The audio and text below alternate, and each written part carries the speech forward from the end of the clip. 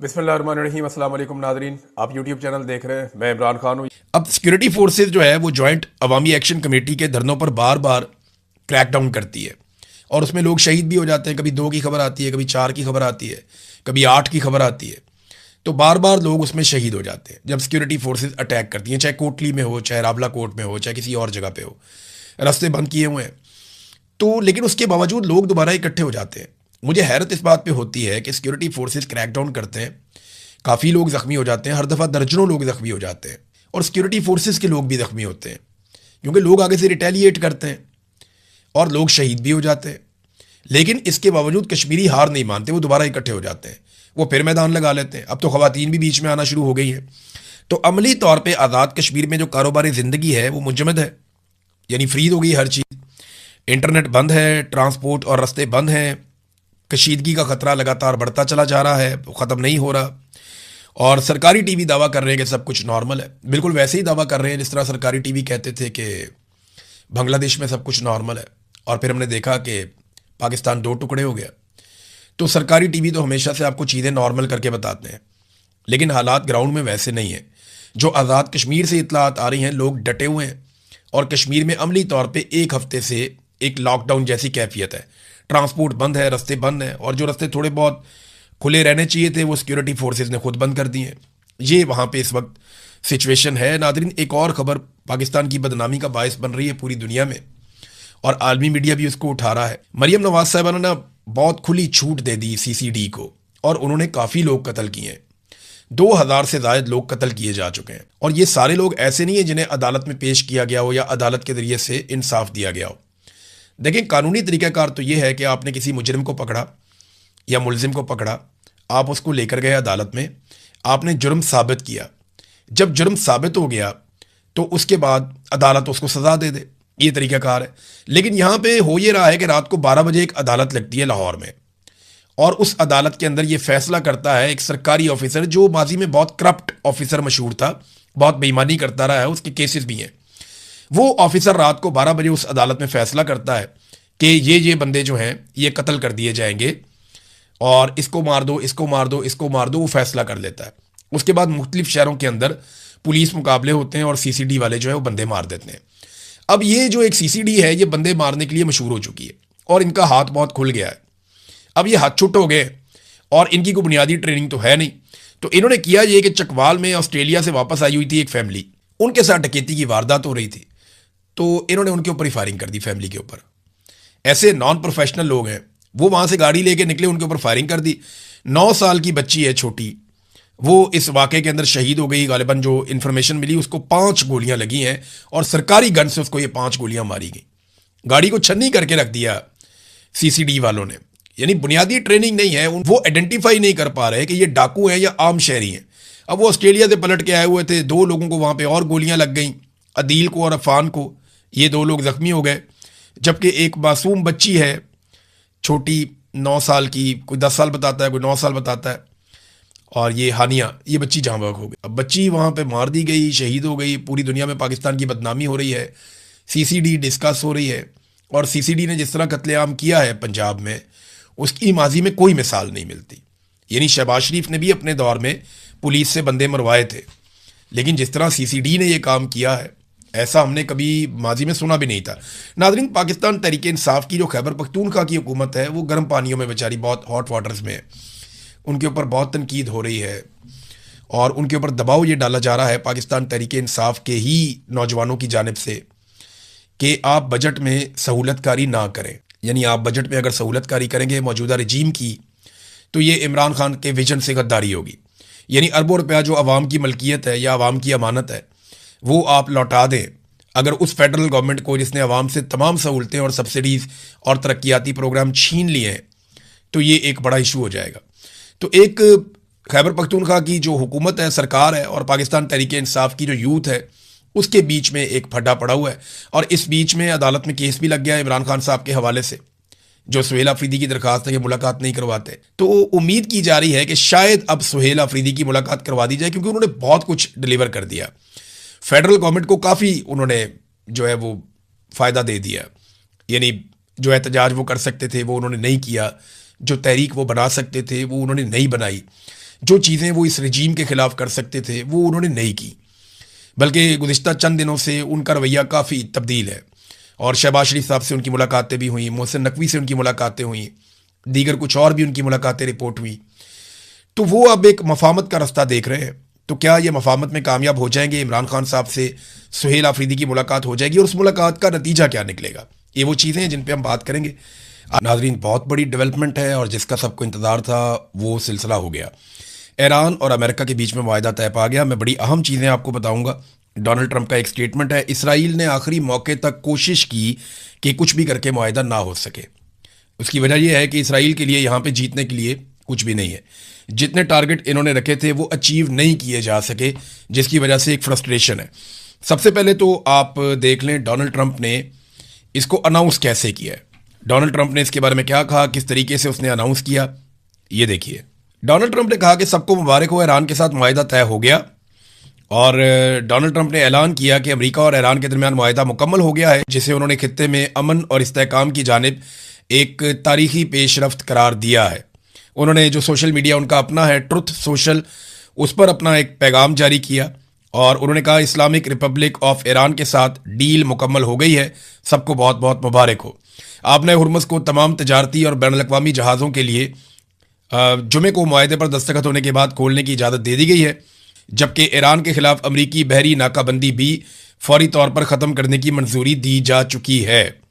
Trump ने कहा कि तेल की तरसील बहाल होने का वक्त आ गया है और दुनिया भर के जहाज अपनी मामूल की सरगर्मियां दोबारा शुरू कर सकते हैं। ये तो है डोनाल्ड ट्रंप का स्टेटमेंट। एक स्टेटमेंट जो है बहुत इंपॉर्टेंट, वो ईरानी सदर का भी है। ईरानी सदर ने ये दावा किया कि अमेरिका से बातचीत की मंजूरी नेशनल सिक्योरिटी कौंसल ने दी है। यानी ये ऐसा नहीं है कि डायरेक्टली चंद लोगों ने यह फैसला कर लिया, बल्कि कौमी मफादात का तहफ़्फ़ुज़ इसमें रखा गया है। ईरान की बुनियादी तरजीहात जो हैं उनको सामने रखा गया है और सुप्रीम लीडर की हतमी मंजूरी से ही ये पेशरफ्त हुई है। ये ईरान के सदर मसूद पशकियान ने ये स्टेटमेंट दिया है। अब ये तो हो गया ईरान का स्टेटमेंट। अब ज़रा देख लेते हैं कि जो ऑफिशियल स्टेटमेंट आया है ईरान की सिक्योरिटी कौंसल की जानिब से वो क्या है। सेक्रेटेरिएट आला कौमी सलामती कौंसल जो ईरान की है, उन्होंने ईरानी अवाम के नाम एक पैगाम जारी किया।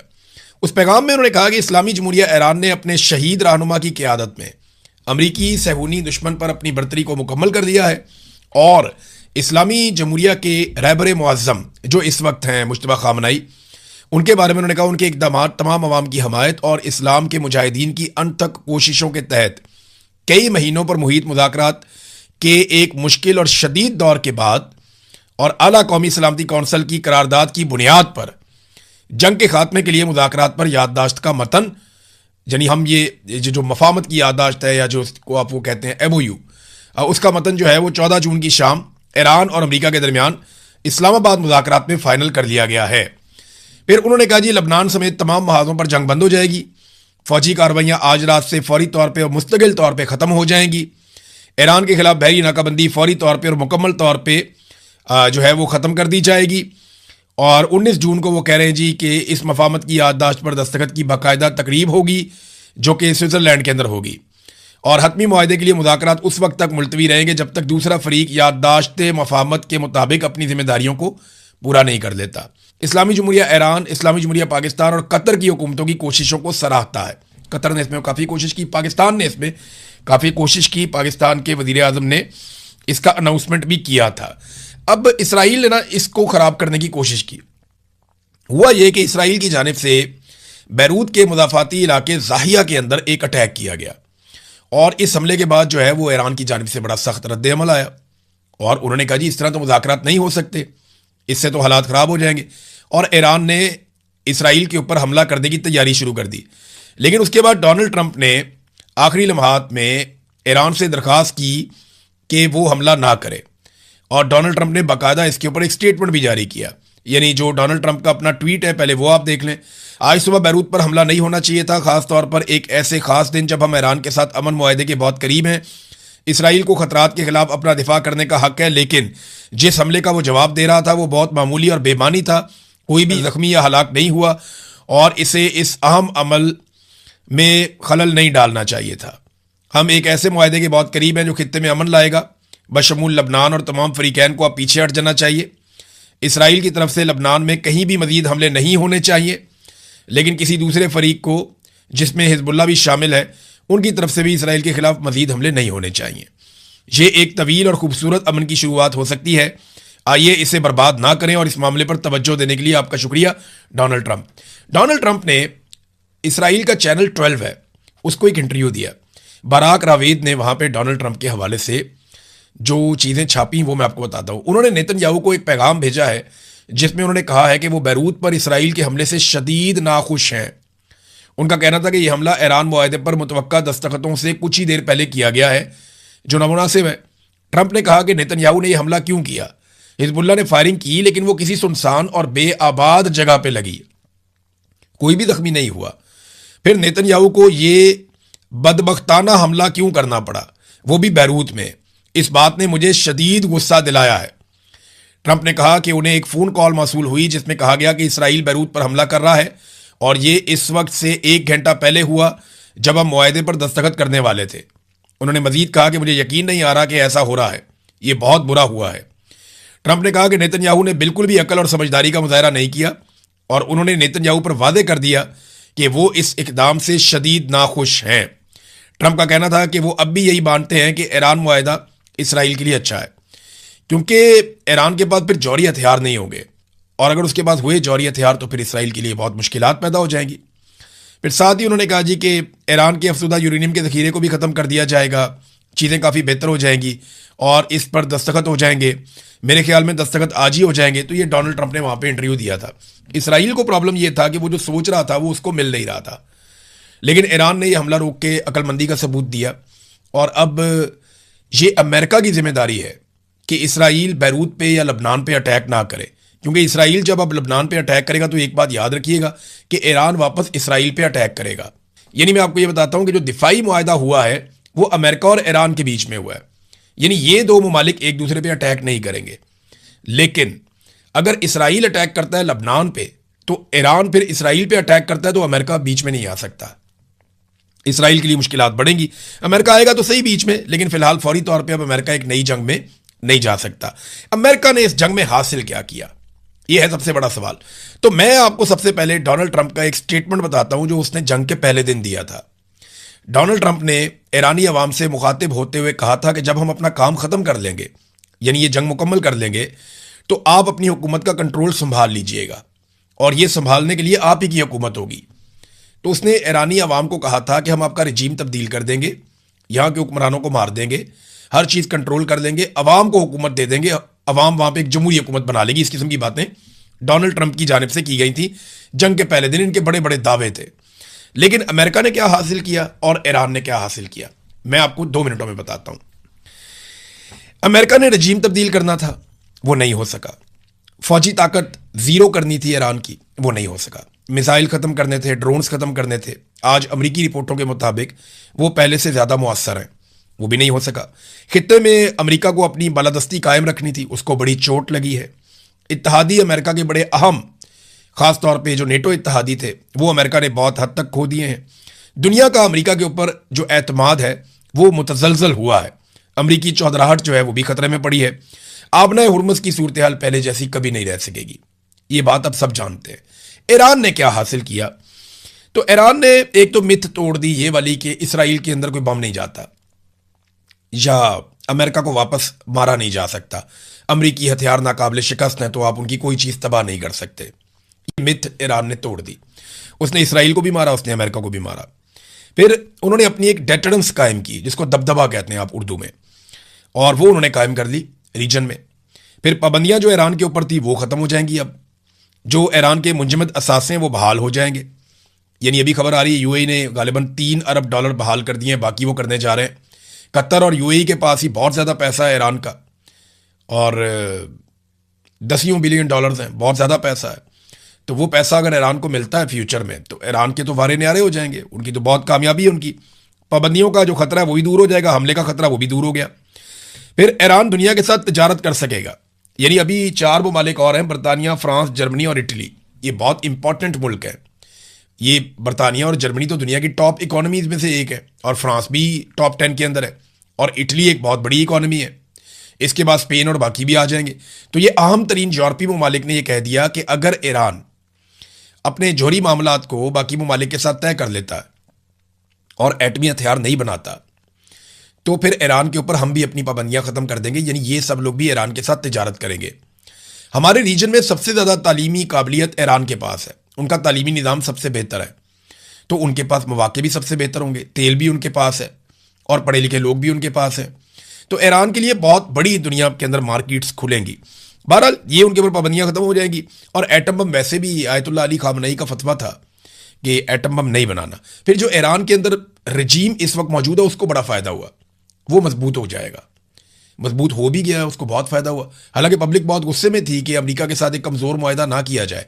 चंद शिक्कों के ऊपर लोग एतराज़ कर रहे थे कि ये शिक्कें ठीक नहीं है, लेकिन इसके बावजूद ईरान ने इसको एक बड़ी कामयाबी करार दिया। और ओवरऑल आप देखें तो अमेरिका की निस्बत ज़्यादा फ़ायदे ईरान को हुए हैं। अब नाज़रीन, मोहसिन नकवी ने एक ट्वीट करते हुए फील्ड मार्शल आसिम मुनीर का फोटो लगा दिया। उन्होंने कहा जी इसने फिर से कर दिखाया, और उसने पहले पाकिस्तान के लिए किया, अब उसने दुनिया के लिए किया। मोहसिन नकवी पाकिस्तान का वज़ीर दाखिला भी है और पीसीबी का चेयरमैन भी है, लेकिन आप ये देखें पाकिस्तान का वज़ीर दाखिला तारीफ़ करता है फील्ड मार्शल की, एक सरकारी ऑफिसर की, और वो वज़ीर आज़म की तारीफ़ नहीं करता। यानी फील्ड मार्शल का फ़ोटो चिपका दिया सोशल मीडिया पे और उसकी तारीफ़ की, लेकिन जो वज़ीर आज़म है जिसको इमरान खान साहब ने अर्दली का खिताब दिया, उसका ना फ़ोटो चिपकाया ना उसकी तारीफ़ की। ये पाकिस्तान की एक तल्ख हकीकत है जिससे हम भाग नहीं सकते। हाँ, ये बात सबको माननी पड़ेगी कि पाकिस्तान के ऊपर हुक्मरान क्योंकि मुसल्लत है इस वक्त, फील्ड मार्शल आसिम मुनीर का कंट्रोल है, शहबाज शरीफ को जाली हुक्मरान बनाया हुआ है, तो इन लोगों को मौका मिला और उन्होंने मौके से फ़ायदा उठाया और इन्होंने इस अमन के लिए अपना किरदार अदा किया। एक्चुअली तो ये पाकिस्तान का किरदार है, पाकिस्तान की अहमियत है और पाकिस्तान की वजह से ये लोग पहचाने जाते हैं दुनिया में। लेकिन अच्छी बात यह है कि इन लोगों ने ये रोल प्ले किया, तो जितनी जिसकी बनती है उतनी तारीफ होनी चाहिए। लेकिन गेम उठाते वक्त इस बात का ख्याल रखे कि पाकिस्तान एक जमहूरी मुल्क है, चले कहने को ही है, तो वज़ीर आज़म की कम से कम फ़ोटो लगा के उसकी तारीफ़ अगर वज़ीर दाखिला कर देता, लेकिन वज़ीर दाखिला ने इस मौके पर भी वज़ीर आज़म को आईना दिखाया और ये बताया कि बॉस कौन है और अर्दली कौन है, तो फील्ड मार्शल का फ़ोटो वहाँ पे उन्होंने लगा दिया। तो चलें, उनका अपना अकाउंट है, वो जिसका मर्जी फ़ोटो लगाए। अब आ जाते हैं आज़ाद कश्मीर में। आज़ाद कश्मीर में नादरीन इस वक्त जो सूरत हाल है वो पूरी दुनिया में जो ओवरसीज़ कश्मीरी हैं उनके साथ जुड़ी हुई है। आज बड़े पैमाने पे लोग निकले, बरतानिया में बहुत बड़ी तादाद थी, लोगों ने बड़ा ज़ोरदार एहतजाज किया, लोग कश्मीरियों के साथ खड़े हुए और वो एक ही बात कर रहे थे, ख़वातीन, मर्द, बच्चे, बुजुर्ग सब एक बात कर रहे थे कि हम दहशतगर्द नहीं हैं। उन्होंने इंग्लिश मीडिया को भी इंटरव्यू दिया, उन्होंने पाकिस्तानी मीडिया को भी इंटरव्यू दिया, उन्होंने सोशल मीडिया पे बहुत सारे उनके पैगामात वायरल हुए, तो वो एक ही बात कर रहे थे कि हम दहशतगर्द नहीं हैं, हम तो पाकिस्तान से प्यार करने वाले हैं, हमारी पाकिस्तान से कोई दुश्मनी या लड़ाई नहीं है, ना पाकिस्तान के इदारों से है, हम तो अपना हक मांग रहे हैं। तो हक मांगने वाले लोगों को दहशतगर्द करार ना दिया जाए।